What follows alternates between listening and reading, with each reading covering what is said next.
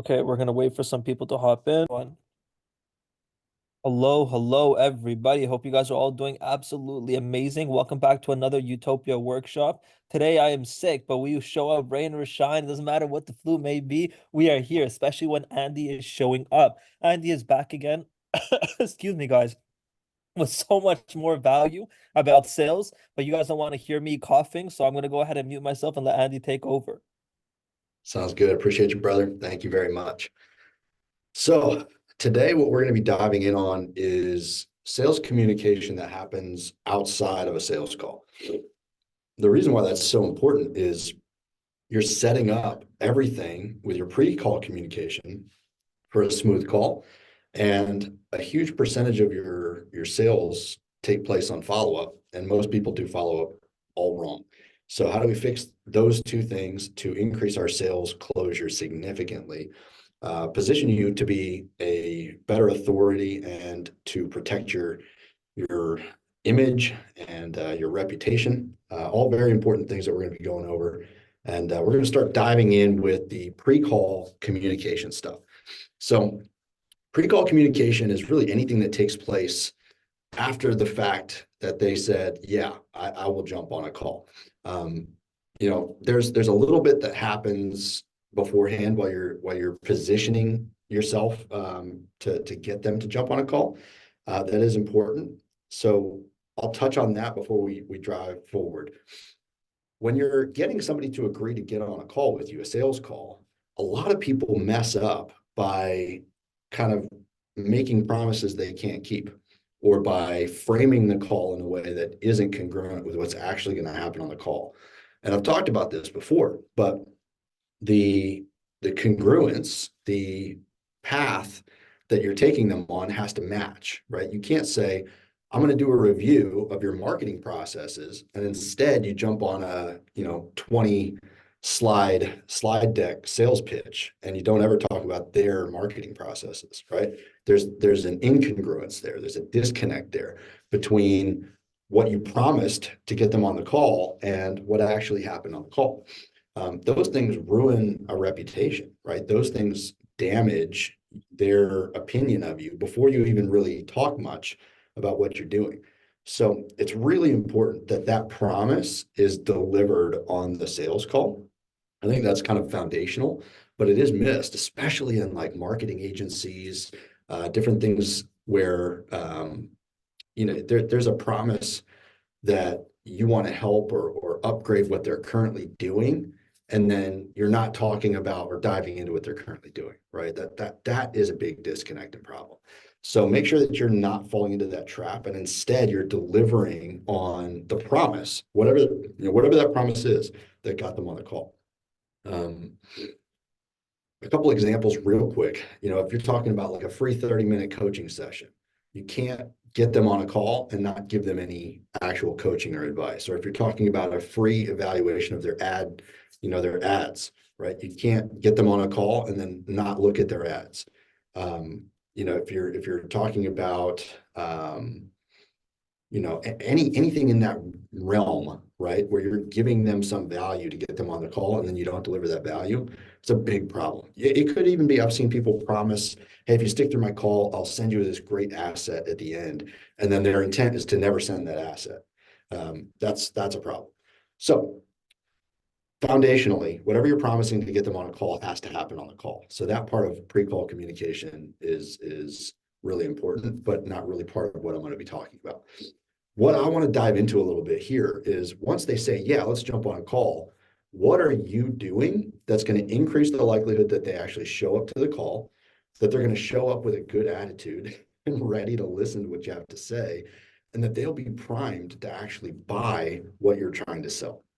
So most people, when somebody agrees to jump on a call with them, all that they send out is like a single email reminder, like, great, thanks, boom, email reminder says, here's our Zoom call link. It's going to happen in 3 days. Here's the link. Boom. That's it. You're missing a huge opportunity to increase the show rate, increase the close rate by delivering value in that email, and to have additional points of contact between the agreement to jump on a call and the actual call itself. First, the volume of points of contact prior to a call needs to increase significantly. Um, the more you're reminding them to get on this call, the more likely they'll actually get on it. You want a reminder the day before, you want a reminder the morning of, you want a reminder an hour before, and you want them to have something when the call starts, if possible. And definitely, if you've got their phone number, you need both an email and a text reminder to go out. And those things already are going to have an increase in your show rate because people aren't going to forget. They're not going to be in the car because they totally forgot this was going to happen. They're not going to schedule other things on top of it. So those pieces of reminder communication are kind of the framework that we're going to include value in on top of. You want to have at least that, if nothing else. Now, we want to start communicating who we are, what we do, how we help, the stories about other people that we've helped, all of that in the pre-call communication. And there are a lot of things to consider when it comes to the best way to deliver that information. You can deliver video, you can deliver written communication, you can deliver links to YouTube or to social media posts, but ultimately you want to use things that are aligning with your strengths.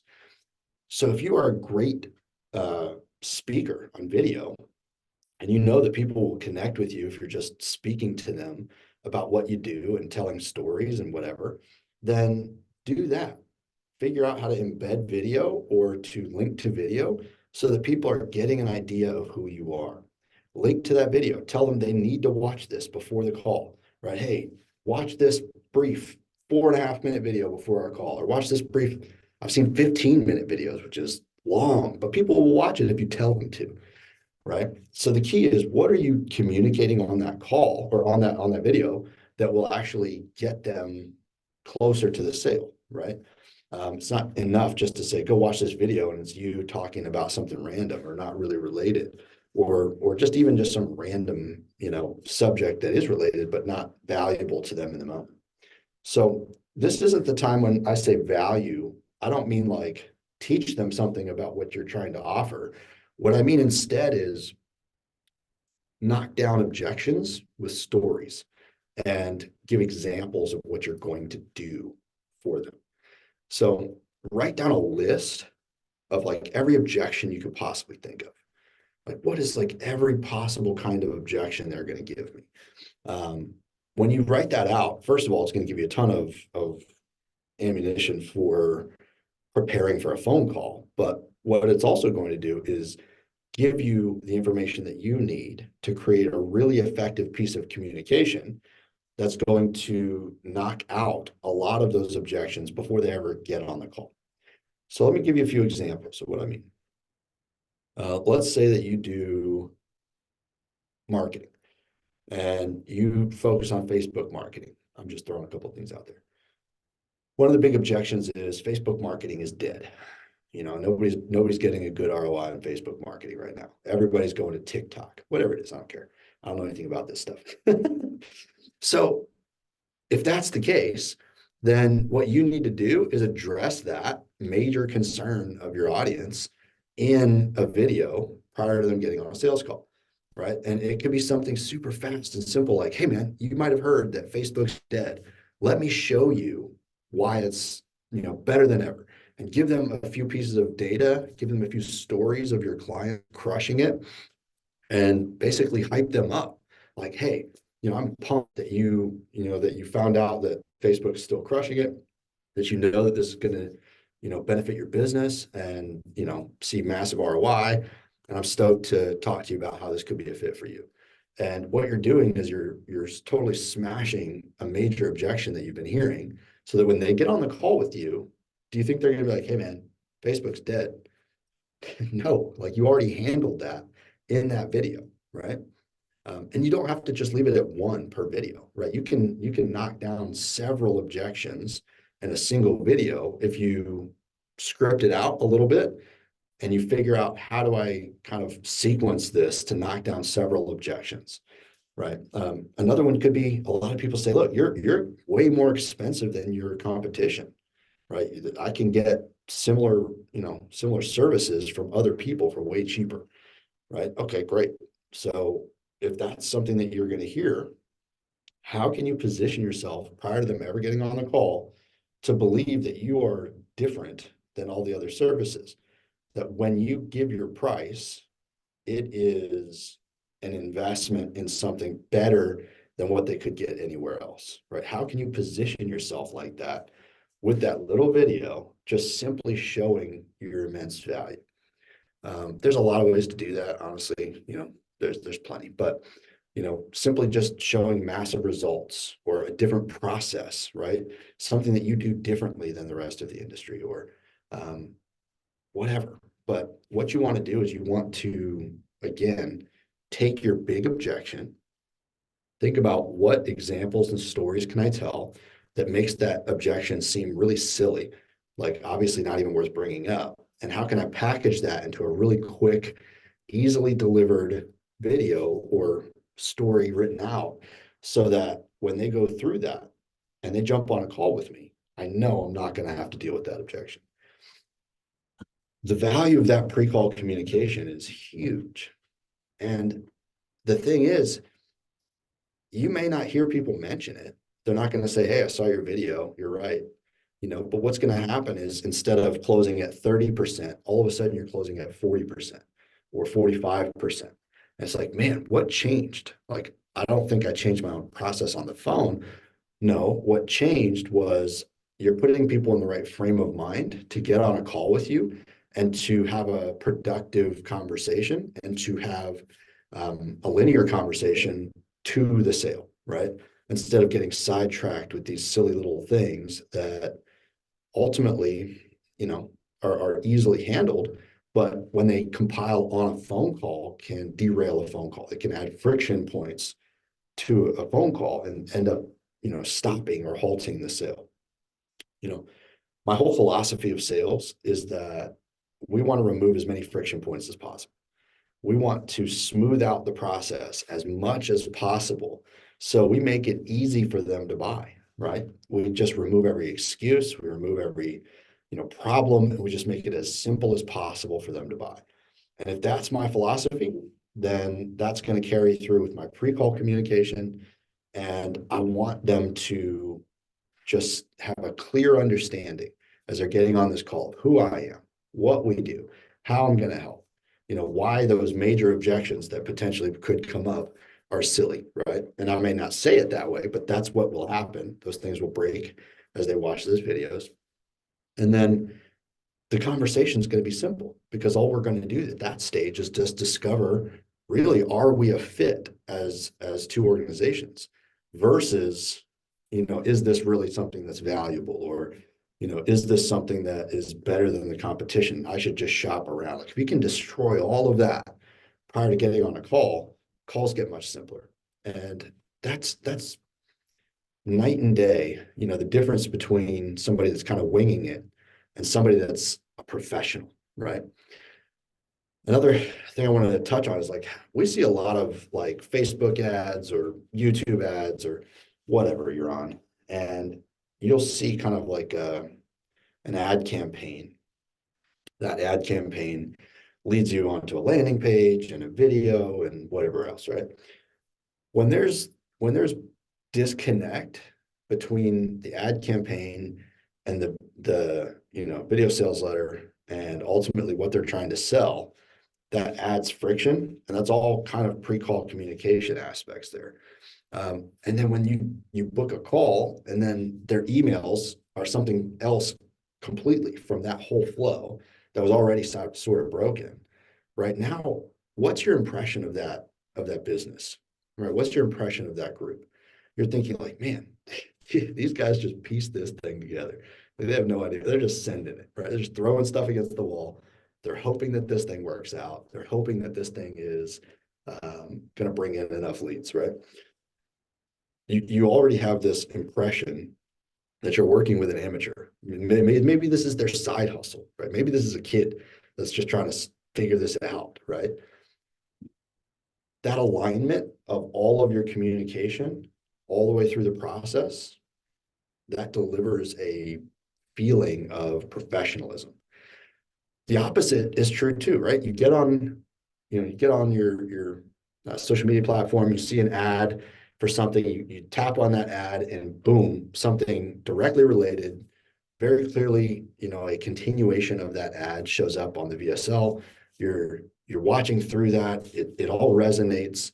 The next step is simple. You book a call. The communication is amplifying the story they were already telling, and now it's like larger than life, right? It's almost like, wow, this is amazing. Like I would be lucky to get to work with these people. They are pro, right? Like they are legit. And like everything that they do looks great. It all makes sense. It's aligned. The impression that you have of that group and that sales process is totally different, simply because they were thoughtful about how they frame that out, how they design that communication, and they were thoughtful about staying consistent throughout the process. So when you get down to the team that's actually closing those deals, which of those two teams do you think has a bunch of extra objections, right? A bunch of doubt to overcome versus they're just order taking in a good way. People are just ready to buy. They just want a little bit of confirmation that this is real and that they are ready to throw money at you.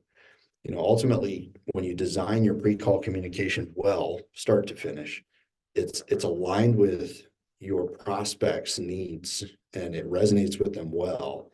And all of this flows into a natural endpoint of jumping on a call and getting the opportunity to work with you. You are perfectly positioned then to maximize your sales opportunities. You've already increased your sales closing percentage. You've increased your revenue simply by being intentional and thoughtful about all of that pre-call communication, about all of that,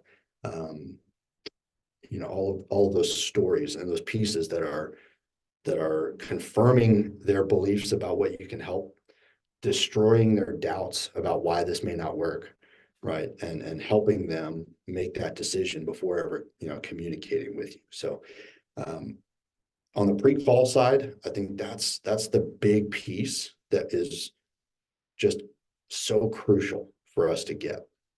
So people have asked me like, how many touch points is too many touch points? Honestly, if you do one a day until the last day and you send a couple, that's fine. As long as you have something important to tell them each time you touch base, right? So it could be your story. It could be the story of your business. It could be testimonials, adding testimonials that show the value of what you deliver is good. And it could be things like what we talked about, telling stories that knock down and destroy objections. When you can kind of combine all of that into a sequence of pre-call emails or texts, both, then you've really positioned yourself the best. So look at what you're doing, right? How many days out are you booking? First of all, don't book more than a few days if possible. Like 3 days max is kind of the best booking distance when it comes to closure. Once you're booking beyond 3 days, what happens is your show rate drops naturally and your closure drops. So if possible, keep those bookings within 3 days. And then how can you use those 3 days to send the best information possible? Now recognize, this is important, that not everybody books 3 days out, right? So you can't compound email on email and think, I'm just going to have this perfect 3-day sequence where they're all going to want to buy. Because if they book the day before, they're only going to get like one or two of those emails. So make sure that the best emails are going to go out to everybody, right? And that you test your sequence. This is this is a piece I think 90% fail on, is actually testing your sequence. So once you've got it all set up, book calls 1 day out, 2 days out, 3 days out.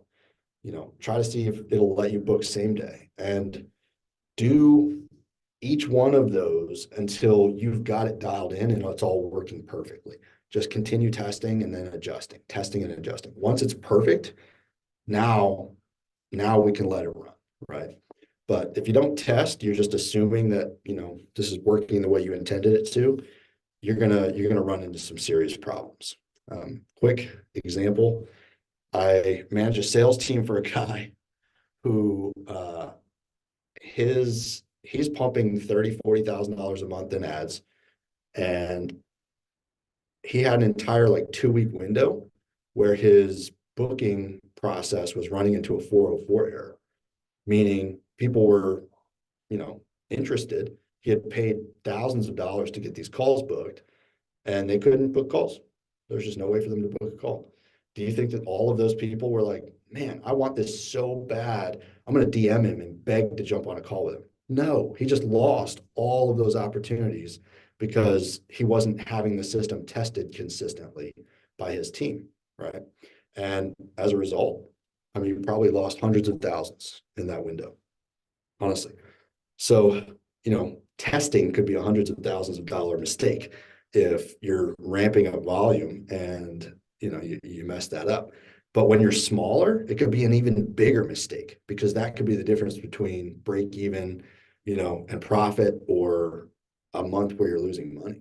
So you never want to have something happen where, something simple could have been fixed in that pre-call communication sequence, or that pre-call process, and we didn't look at it, we didn't test it, and we didn't make sure that everything was working right. Coffee break. All right, that pretty much wraps up the pre-call communication piece. Now we're going to kind of roll into post-call communication. So one note about post-call communication is that post-call communication actually starts on the call. What I mean by that is, when you're wrapping up a call, there needs to be a clear expectation of what happens next. Doesn't matter if it's a deal or not yet. What matters is that there is a clear expectation that something is going to happen next. Your goal for every sales conversation should be getting to a yes or a no. Never allow people to sit on maybe, right? And you can temporarily let them sit on maybe, but ultimately they need to make a decision one way or the other. You've got to get them to make a decision. Even if you never got better at sales, all you got better at was getting people to say yes or no, you're going to close more deals. It's just going to happen. So, in the interest of getting people to say yes or no, if they are not buying on the call, then we need to make sure that they have an expectation. We are going to reach back out to them and begin follow-up communication at a certain point. If there's something specific stopping them from moving forward, then we need to know what it is, when that thing will be done, and we need to make sure that we have clarity about when we're going to be communicating with them next. I always recommend touching base with people between the call and whenever that next agreed upon follow-up piece will be, so that you stay top of mind. And we'll talk about that in a little bit. But the main fact is, like, we've got to make sure they know that there's going to be follow-up and that we are going to be consistent about it until we get to a yes or no. So if you can set that expectation up on the call, and they know, in a week or 2 weeks or 2 days or whatever, you're going to be following up with them to move the ball forward, then communication becomes a lot easier on the back end. Follow-up becomes easy because we don't have to wonder if we're bothering them, right? If we've set the expectation, we're not bothering them. Move on with life. Just do it. So once we've got that expectation set, we can move into our actual follow-up and post-call communication. So what does that look like? What do we send? So sometimes we send a summary of our offer, and that's really helpful for analytical people to look at, especially if you have a selling style that doesn't always hit on every point of value for your offer. You may be really just focusing on the things that are valuable to that particular client or potential client. So you're jumping over or skimming through some of the more valuable things to other people, but not necessarily to them. A summary of your offer after the call allows them to see all of the points of value. And maybe you misread the situation and those other things turn out to be kind of valuable to them, and it kind of pushes them towards a decision of a yes. You know, especially B2B offers or more technical offers, an offer summary after the call is a great place to start. And I like it personalized. You know, if you just send them a personalized note, hey, it's great talking to you. Here's what we talked about. I'm going to send you over, here are the things that we discussed. And I look forward to talking to you. Name the thing that you agreed on. So that personalized immediate follow-up is really valuable to showing that you listen, that you care, that you're not just churning and burning through opportunities. Um, I think a lot of people assume that that happens, right? The churn and burn mentality, you're just pumping as many opportunities in as possible and just hoping people say yes. But when you take time to follow up well, you're showing them that that's not the case. And what's interesting is that it's a window into who you're going to be when they hire you. Okay. Your follow up is the first opportunity that you're showing them who you're going to be when they hire you. And I think that's a missed piece when people look at follow up because they're not understanding that you've already started a relationship on a sales call. So now you've made promises to follow up. You're following through with those promises. You're setting those expectations and you're meeting those expectations on the back end. It's the first opportunity for you to show them that you can be a person of your word and that they will get what they were told they're going to get when they work with you. It's really, really important.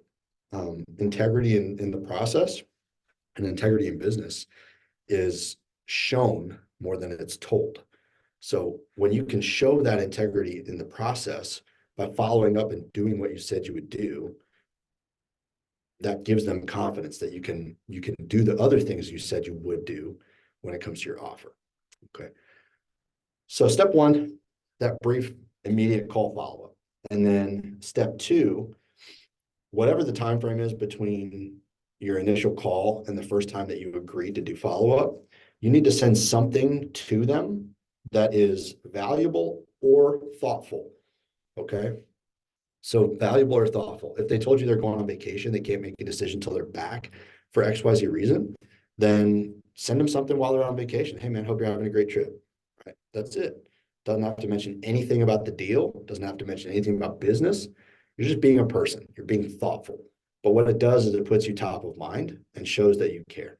It's valuable in that sense, right? And then something valuable could be like an article or a video or you know, a PDF, whatever, that helps them with some problem they mentioned on the call. Now, obviously, this isn't a full solution, right? That's what they're paying you for. But it could be just kind of giving them more insight, right? Especially if it's an article or something. And if you have a file, like a box full of those things, it's really easy to just grab one that's potentially relevant to that person and send it out to them in between the sales call and your follow-up point. So, for fitness people, that would be as easy as like, an article about something related to what they said their problem was, right? For marketing people, it could be, something related to the type of marketing they're hoping to do or the impact of that marketing, right? Or trends, right? Who knows? Doesn't even matter, honestly. All that matters is that it's something that they would say, oh, that was interesting, right? Thanks. And that came from you between when you had the call and when you're following up. You're not trying to push the deal forward at that stage. All you're doing is proving your value and proving that you are thinking about them, that you care about their outcome. And you should never underestimate the value of caring about someone's outcome. In business, it's amazing how many people treat their clients like just a number, right? Just a cog in their own machine to print money. But when you can treat them like somebody that matters, like you care about their outcome truly and deeply, that you want them to succeed. Um, what happens is they get a buy-in at a totally different level versus, somebody who's intelligent, but just kind of treating them like yet another opportunity. Um, There's a reason that small businesses exist, that they're not all overrun by large businesses, right? Because people like to feel cared for, to feel like they're part of something bigger or better than just some financial conglomerate. I was talking to a sales team yesterday about the value of telling your own story and showing that prospect how you fit into that story. That's true whether you own the business or not. Even if you're just a junior sales guy for a business, you still need to be able to explain your story. Why are you even involved in this business? Why are you selling for that business? What does it matter? Why did you choose this? Right? How is this something that energizes you? If you know those things, they will come through in your communication. And if somebody asks you, you'll have an answer. There won't be this awkward stumbling where you're like, just trying to get a paycheck, right? Like that's not a good answer. So understand your own story. Understand why you're with this offer, why you're with this business. And if you own the business, then even more important, why did you start this business specifically, right? Why are you helping people in this niche specifically? How do you hope to help them with their outcomes? All of those little pieces of the story draw them into you, your business, and your, potential to work together.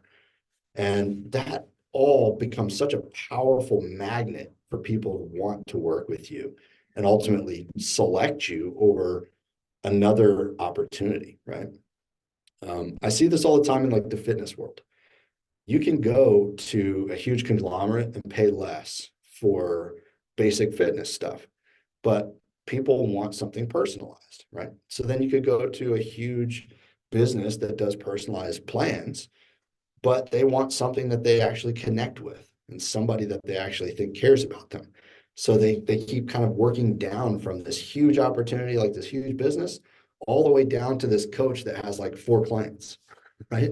And they may be paying more for that coach that only has like 4 clients and has been doing it for like a year and a half versus the person that's got 500 clients and has been doing it for 15 years and gets great results. They want to work with the person that they think cares about them, right? The person that they feel connected to and that they feel like there's benefit on both sides and that there's a story being told in that process, in that purchase. So underestimating your own story in that process is a huge mistake. Um, and I say all that to say that the backside of communication is the opportunity to prove all those things that you started to tell on the sales call. So if they started to believe you and you show that it's true in your follow-up, you prove that it's true with your actions. Acta non verba, actions, not words, right? Actions, not words, make the man. Actions, not words, make the business. Actions, not words, tell the truth. So let your actions speak for you in your follow-up process. Now, you didn't think that this was going to be all deep and philosophical. I said we were talking about follow-up, but it is, man. It is. All right. Kind of is. So follow-up starts with the philosophy of caring about people, one, proving what you said was true, two, and then finally helping people get to a yes or a no. All right. That final piece, I think, is the piece that ends up being the sticking point for people. They feel like they annoy their prospects when they follow up too much. They feel like, you know, that they just don't know what to send them. Well, I already asked if they wanted to move forward. Well, I already asked if they had any questions. Okay, great. Well, there's a million other things that you could say. It's not it. You're not done, right? Um, and so don't ever be afraid that you're annoying someone by following up. What you're doing is proving that you care about their outcome and that you're helping them decide yes or no. And you're not going to be offended either way. And your life doesn't change either way, right? Make sure you always start with the right mindset. It's not a game changer for you either way, but you want to give them the opportunity to make a decision so that they have the opportunity to change their life or their business by working with you. And that's it. So how do we do that effectively? We've got to be consistent. We can't send a bunch of follow-up and then ghost them for a month and then send a random follow-up and then hope they're going to be like, oh yeah, I'm going to do that. You got to be consistent. Um, it's got to be useful or relevant or coherent. Okay. And don't use words like just following up, right? Like that sends red flags up for people. Anything that sounds salesy like ends up throwing up red flags ultimately. We don't want to throw up red flags. We want people to be comfortable with the conversation, comfortable with moving forward. So how does that look? Uh, Lots of stuff. You can ask, hey, are we ready to roll? That's a simple follow-up. You can ask, has anything changed since we talked? You can ask, are you making progress towards XYZ goals that they mentioned? You can do anything that you want to open the conversation. That's the key with follow-up is you're really just trying to reopen or re-engage in conversation. Once they re-engage in conversation, we're steering them back to a decision question, right? We're steering them back to the point of the whole sales, call conversation process, which is determining, hey, is this a fit? Yes or no. So attempt to re-engage with your questions, attempt to re-engage with your emails or whatever. Another thing is like adding value and staying in front of them. So that huge bank of articles and videos and PDFs and memes, all that stuff you're going to dip into in your follow. Um, Especially with the value stuff, just stockpile everything that you see that's valuable related to your prospects. Stockpile all that stuff so that your follow-up is easy, right? You send a basic, 1 or 2 line follow-up message, then send something that's like an article. Say, hey man, so saw this and thought of you. Then send another, 1 or 2 line follow-up message, and then send another video, right? Hey, saw this and thought of you, right? And those things kind of uh, consistency in communication touches, but variety in what those look like is a perfect setup for your follow. So consistency in touches, but variety in what it looks like. The variety should also be in your time when you're communicating with them and in your method. So the reason why we want to change up the time that we're sending these messages out and how we're sending these messages out is because people have lives, right? Even if they're business people, they've got meetings, they've got processes that they do. So if you're always sending them just an email at 4 o'clock every single day, well, guess what? They may have a afternoon wrap-up meeting and then they're done for the day. And you're sending that email every day when there's no chance they're going to get to it right away. And then it gets buried under a million emails and they just don't get to it. And you do that every day, well, you could follow up 1,000 times and they're never going to respond. But if you simply change that to, 10 a.m. one time, and all of a sudden they have time to look at it and respond, and boom, you get a response. So varying the time that you send feedback is really important, but also sending the method differently is important too. So if you first communicated via DM, then that's going to be a really powerful first option for follow-up. But if you've got their phone number and their email, then you can also send them a text message. You can send them an email. You can give them a phone call, um, and just cycle through those touch methods till they finally respond. And that's it, right? You just continue to follow up, continue to follow up, continue to follow up. I've had I've had people ask me, how many times do I follow up? I've sent 5 messages and they haven't even responded to anything. Keep going.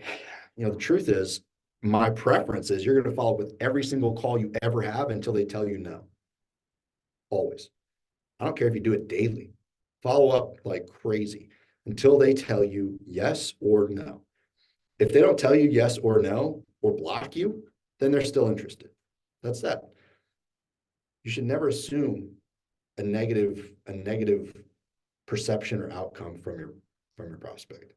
Always assume interest until they tell you otherwise. So keep that in mind. The other thing is, I want to say I've seen an average of like 8 follow-ups needed before you get somebody to respond.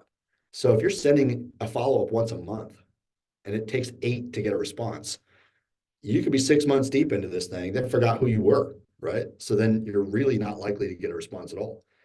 But if you're sending a different type of communication every day, right, at different times, varying times, it could be a week or less than a week. And they're like, all right, bro, I hear you. Okay. Like let's finish this conversation. Let's move this ball forward one way or the other. And it's amazing how different the responses are with the same number of communications because you collapsed the time that communication took place in. And they're not mad, right? Sometimes they're even laughing about it. Like, dude, I know you like to follow up, don't you? And you're like, hey, you told me you were interested. You told me that you had to look over some stuff. We tried to move forward earlier, didn't happen. So, here we are. Did you look it over? Like, are we ready to go? And they'll laugh about it, right? They'll be impressed by the fact that you cared enough to continue following up. Not that you were annoying, right? But that you were just genuinely following up. Hey, are we ready to do this, right? Um,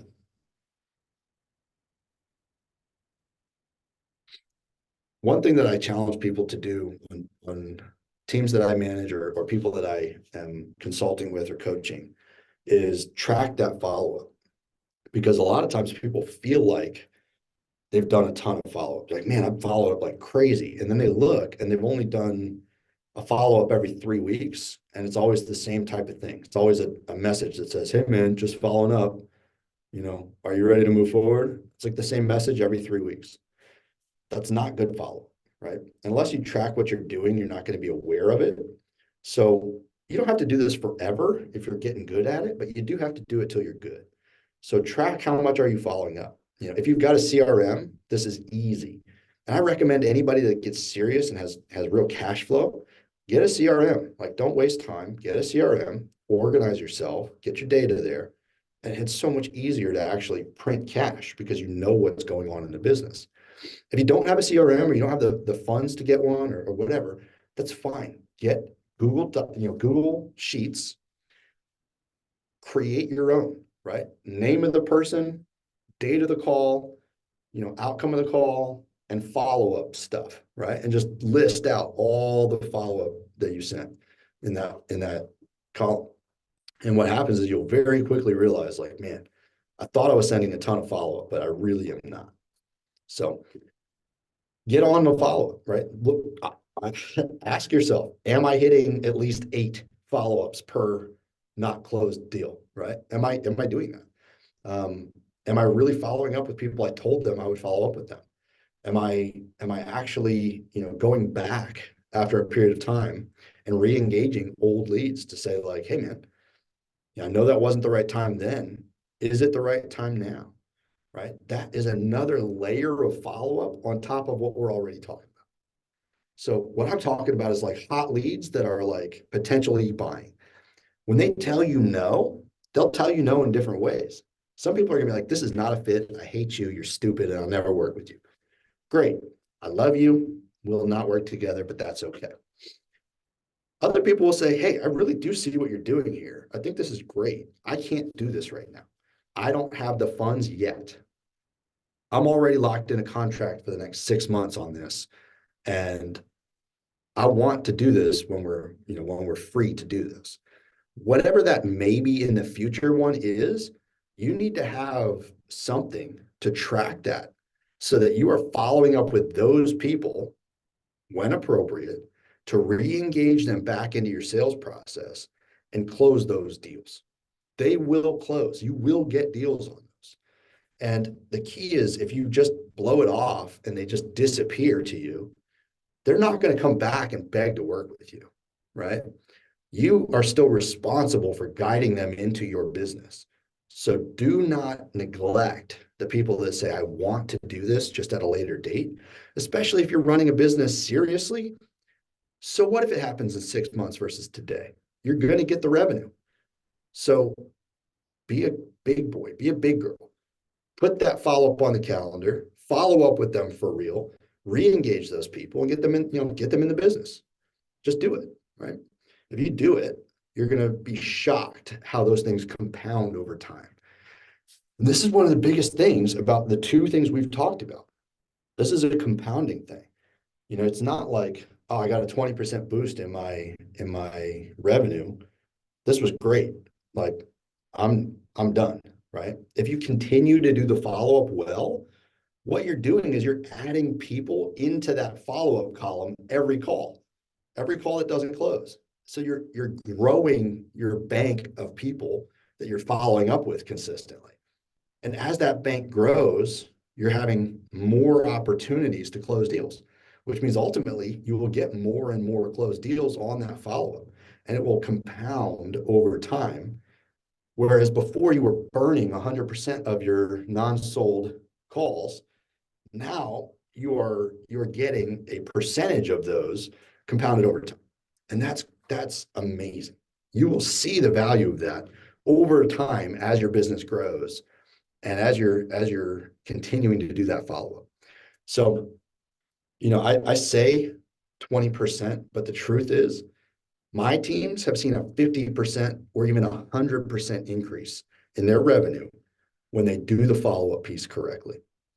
I have a team that they had a 100% increase in revenue on a 30-day rolling window when they added a follow-up procedure to their process. That's crazy. They were missing out on half of their potential revenue because they weren't following up with people. Why? Just they didn't think about the process. They didn't realize how valuable it was. They just were not doing it. Don't be that person. Don't be lazy. Don't be ignorant to the process. Now you know. Now you're responsible to do something with the knowledge. Put it into practice, put it into play in your business. And you're going to see a huge impact in your business when you do both of these pieces, the pre-call communication correctly and the follow-up correctly to drive your revenue. So when you combine what we talked about today and what I talked about in our previous workshop, what to do on the call to really add value and to close deals, you're going to see such a big boost in your revenue with the same volume of opportunities. That's going to feel like you've got fresh blood in the business. You've got a fresh momentum in the business, and you can reinvest your revenue back into it and really start to build momentum. So blessings. I hope that this was immensely valuable to you. And if you've got questions, please reach out. Please talk to me, talk to Wiz, and let's get you dialed in so that you're successful.